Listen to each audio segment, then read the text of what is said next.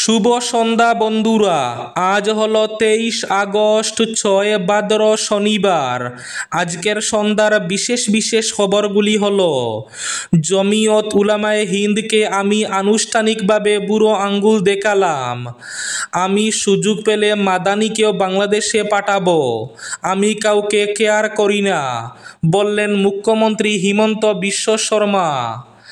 আজ পাতারকান্দির বিলবাড়ি এসকেরাম হাই স্কুলে অদ্ভুত আচরণ ছাত্রছাত্রীদের। বুথের আক্রমণের গুজবে এলাকায় চাঞ্চল্য। সুনাই সাতকরাকান্দিতে অন্ত্যেষ্টি সহ সব কাজে মুসলিম যুবকরা, সম্প্রীতির অনন্য নজির। বিস্ফোরক মন্তব্য বিজেপির রাজ্যিক মুখপাত্র মমিনুল আওয়ালের। অসমের বহু মসজিদ অচেনা ইমাম চালিয়ে যাচ্ছেন। রাজ্যের 30,000 মসজিদ আছে, এর মধ্যে 90% ইমামই অচেনা। কেন্দ্রীয় সরকার যদি ভারত থেকে অবৈধ বাংলাদেশি অনুপ্রবেশকারীদের বিতাড়িত করতে চায়, তাহলে তাদের বাংলাদেশের প্রাক্তন প্রধানমন্ত্রী শেখ হাসিনাকে দিয়েই কাজ শুরু করা উচিত। শেখ হাসিনাকে দিয়েই বাংলাদেশিদের বিতাড়নের কাজ শুরু করুন। এবার কেন্দ্রকে খুঁচা আসাদুদ্দিন ওয়াইসির। রাজ্যে 7 মাসে 50 জনেরও বেশি ভুয়ো ডাক্তার গ্রেফতার। রাজ্যে ভুয়ো চিকিৎসক শনাক্তকরণ কমিটি সক্রিয়। রাজ্যের হাইওয়ে সংস্কার না হওয়া পর্যন্ত টোল আদায় বন্ধ করতে হবে, দাবি সাংসদ গৌরব গগৈয়ের। অনলাইন গেমের কিংপিং, কংগ্রেস বিধায়কের গড় থেকে নগদ 12 কোটি টাকা এবং 6 কোটি সোনাও উদ্ধার। আজ গোয়ালপাড়া রাক্ষসিনীতে উচ্ছেদ অভিযান জেলা প্রশাসনের। এবং শেষ খবরটি, ফের বলপূর্বক বিদ্যুতের প্রিপেড স্মার্ট মিটার বসানোর কাজ শুরু, ক্ষুব্ধ কংগ্রেস। তাহলে বিস্তারিত খবরে যাওয়ার আগে অবশ্যই ভিডিওটিতে একটি লাইক করে চ্যানেলটি সাবস্ক্রাইব করে পাশের বেল আইকনটি বাজিয়ে রাখবেন এবং ফেসবুক পেজটি ফলো করে ভিডিওটি অবশ্যই শেয়ার করবেন, যাতে সঠিক তথ্যগুলো সবার কাছে পৌঁছাতে পারে। এবার শুনুন আজকের খবরগুলির বিস্তারিত। প্রথম খবর, আজ পাতারকান্দির বিলবাড়ি এসকেরাম হাই স্কুলে অদ্ভুত আচরণ ছাত্রছাত্রীদের। বুথের আক্রমণের গুজবে এলাকায় চাঞ্চল্য। পাতারকান্দির বিলবাড়ি এসকেরাম হাই স্কুলে টানা কয়েকদিন ধরে ঘটছে এক রহস্যজনক ঘটনা। নবম ও দশম শ্রেণীর একাধিক ছাত্রী প্রতিদিন হঠাৎ করে অজ্ঞান হয়ে পড়ছে বা অস্বাভাবিক আচরণ করছে বলে খবর পাওয়া গেছে। স্থানীয়দের দাবি, এসবই নাকি ভূতের তাণ্ডব।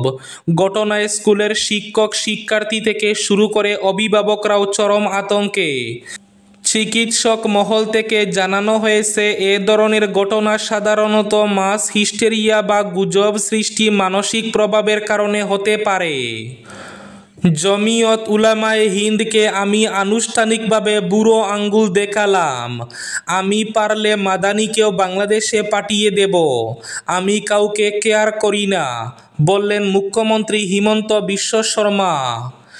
আসামের অনেক এলাকায় মুসলিম অধ্যুষিত এলাকায় বুলডোজার হামলার পর মানবাধিকার সংগঠন, বিরোধী দল এবং অন্যান্যদের লক্ষ্যবস্তুতে মুখ্যমন্ত্রী হিমন্ত বিশ্ব শর্মা।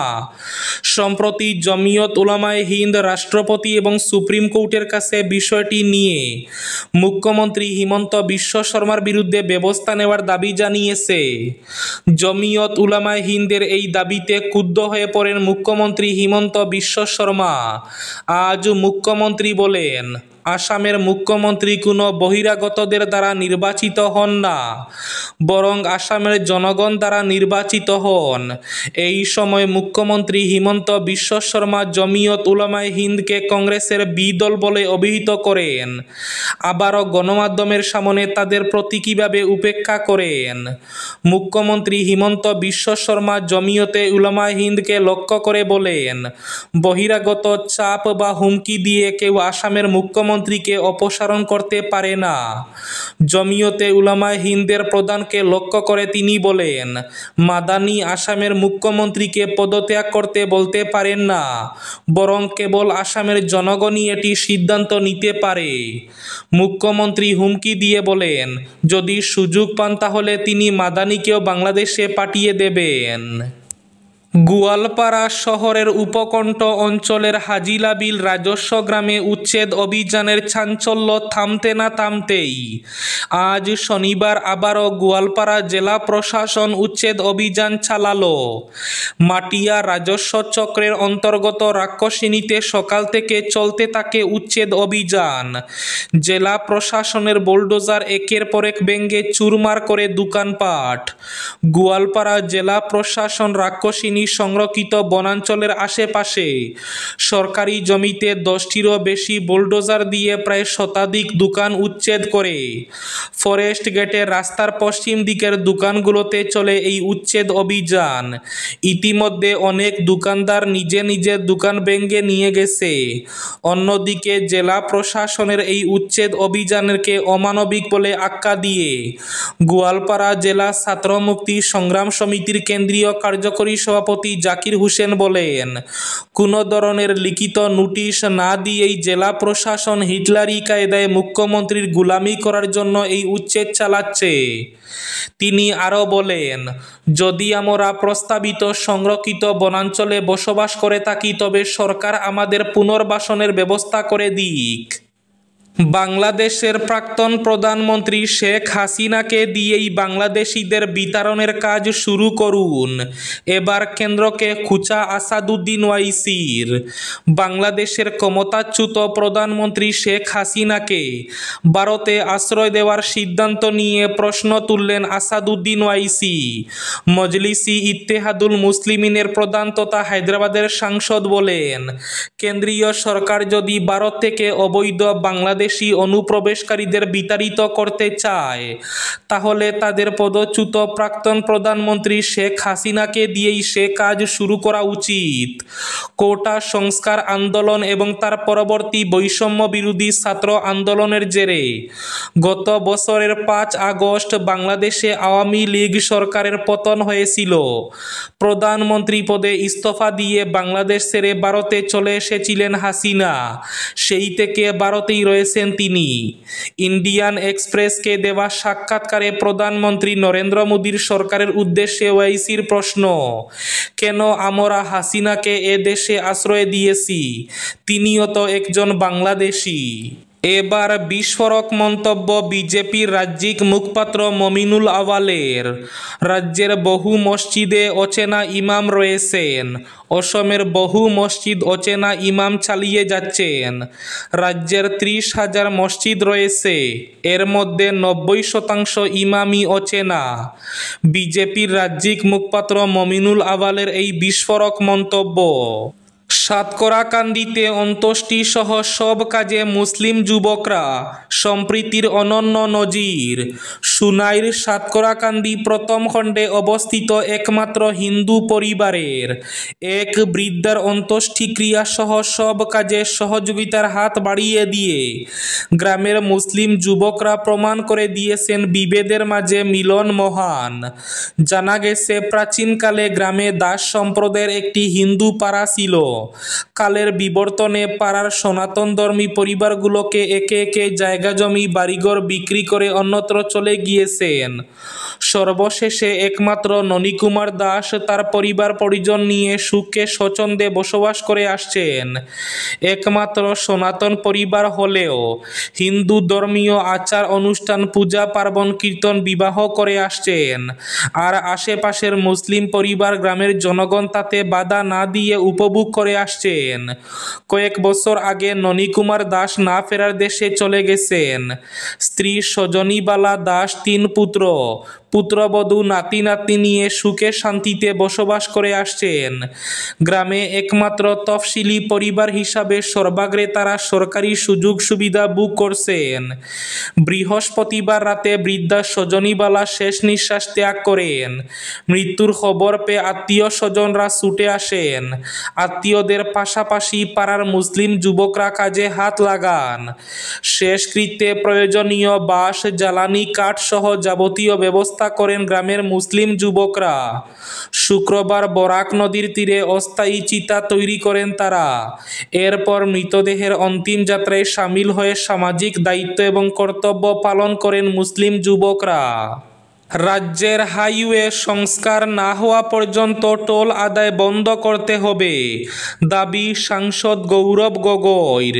আসাম প্রদেশ কংগ্রেসের সভাপতি এবং লোকসভায় বিরোধী দলের উপনেতা গৌরব গগৈ কেন্দ্রীয় সড়ক পরিবহন ও মহাসড়ক মন্ত্রী নীতিন গডকরিকে চিঠি লিখে রাজ্যের জাতীয় সড়কগুলির দুরবস্থার বিষয়ে গভীর উদ্বেগ প্রকাশ করেছেন। তিনি স্পষ্টভাবে দাবি করেছেন, যতক্ষণ না রাস্তার অবস্থা উন্নত হয় এবং সেগুলি মোটর চলাচলের উপযোগী হয়, ততক্ষণ পর্যন্ত টোল আদায় স্থগিত রাখতে হবে। চিঠিতে গগৈ উল্লেখ করেন, NH-27 এবং NH-37-এর গুরুত্বপূর্ণ অংশগুলিতে বড় বড় গর্ত, অসম পিচ এবং নিয়মিত জলাবদ্ধতার কারণে যাত্রীরা চরম ভোগান্তির শিকার হচ্ছেন। তবুও national highways authority of India Sonapur, রাহে এবং বাইহাটা চারিয়ালি নলবাড়ি অংশে টোল আদায় চালিয়ে যাচ্ছে। গগৈ বলেন, এই অবস্থা জীবনের ঝুঁকি সৃষ্টি করছে, গাড়ির ক্ষতি করছে এবং ভ্রমণের সময় ব্যাপকভাবে বাড়িয়ে দিচ্ছে। তিনি জানান, টোল প্লাজাগুলির বিরুদ্ধেই শুধু নয়, নতুন টোল প্রস্তাবের বিরুদ্ধেও বিভিন্ন স্থানে বিক্ষোভ হয়েছে। বন্যা, বেকারত্ব এবং মূল্যবৃদ্ধির মধ্যে টোল চার্জ বৃদ্ধি জনগণের উপর অতিরিক্ত চাপ সৃষ্টি করছে। কংগ্রেস বিধায়কের গড় থেকে নগদ 12 কোটি টাকা এবং 6 কোটি সোনাও উদ্ধার। অনলাইন গেমের কিংপিন হিসাবে কর্ণাটকের বিধায়ক KC বীরেন্দ্রকে গ্যাংটক থেকে গ্রেফতার করা হয়েছে। নগদ 12 কোটি টাকা এবং 6 কোটি সোনাও উদ্ধার করা হয়েছে। জানা যাচ্ছে, অনলাইন বেটিং সাইট চালাচ্ছিলেন ওই বিধায়ক ও তার ভাই। ইডির হাতে এদিন গ্রেফতার হন বিধায়ক। বেঙ্গালুরুর ইডি 22 ও 23 আগস্ট দেশজুড়ে এক বড় অভিযান চালায়। অবৈধ বাজি ধরা এবং অনলাইন গেমিং র্যাকেটের পর্দাফাশ করে। সেখানেই উঠে আসে কর্ণাটকের চিত্রদুর্গ জেলার বিধায়ক KC বীরেন্দ্র এবং তার ঘনিষ্ঠ সহযোগীদের নাম। সূত্রের খবর, ইডি দলগুলি একযুগে গ্যাংটক, চিত্রদুর্গ, বেঙ্গালুরু, হুবলি, যোধপুর, মুম্বাই এবং গোয়া সহ দেশটির 31টি জেলায় অভিযান চালায়। গোয়ায় 5টি বড় ক্যাসিনোতে তল্লাশি চালানো হয়। পুনরায় জোরপূর্বক প্রিপেড স্মার্ট মিটার বসানোর কাজ কাছাড় জেলাসহ বরাক উপত্যকার বিভিন্ন স্থানে, বিশেষ করে গ্রামীণ এলাকায় শুরু করেছে APDCL কর্তৃপক্ষ। কাছাড় জেলার দলাই বিধানসভা কেন্দ্র সহ জেলার বিভিন্ন স্থান থেকে জোরপূর্বক স্মার্ট মিটার স্থাপনের ঘটনা সম্পর্কে অনেক অভিযোগ আসছে। APDCL কর্তৃপক্ষ পুলিশ কর্মীদের নিয়ে বিদ্যুৎ গ্রাহকদের বাড়িতে পৌঁছে তাদের জোর করে স্মার্ট মিটার বসাতে বাধ্য করছে। যারা অস্বীকার করছেন বা সহযোগিতা করছেন না, তাদের বিদ্যুৎ সংযোগ সঙ্গে সঙ্গে কেটে দেওয়া হচ্ছে, যা সম্পূর্ণভাবে আইন বিরোধী। অনেক ক্ষেত্রে পরিবারের কেউ বাড়িতে উপস্থিত না থাকাকালীন অবস্থায় অপ্রয়োজনীয় অনুমতি ছাড়াই এটা বসানো হয়েছে। বহু গ্রাহক APDCL এর ঊর্ধ্বতন কর্তৃপক্ষকে অভিযোগ জানানোর চেষ্টা করেছেন, কিন্তু তাদের অভিযোগ গ্রহণ করা হয়নি। সেই সঙ্গে তাদের ন্যায়বিচার থেকে বঞ্চিত করা হচ্ছে। অসম প্রদেশ কংগ্রেস কমিটি পুরো ঘটনার উপর নজর রাখছে এবং বিভিন্ন এলাকায় কংগ্রেস কর্মীরা অসহায় গ্রাহকদের পাশে দাঁড়াচ্ছেন এই ধারাবাহিক অন্যায়ের বিরুদ্ধে। এবার শেষ খবরটি। অসমে বিগত 7 মাসে 50 জনেরও বেশি ভুয়ো চিকিৎসক গ্রেফতার হয়েছেন। গৌহাটি তথা অসমে একের পর এক ভুয়া চিকিৎসকের মুখোশ খোলার কাজ করছিলেন ডক্টর অভিজিৎ নেওগ। কিন্তু তার একার পক্ষে বিভিন্ন জেলায় ছড়িয়ে থাকা চিকিৎসকদের বিরুদ্ধে FIR করা এবং মামলা লড়া সম্ভব হচ্ছিল না। তাই তিনি আদালতের দ্বারস্থ হন।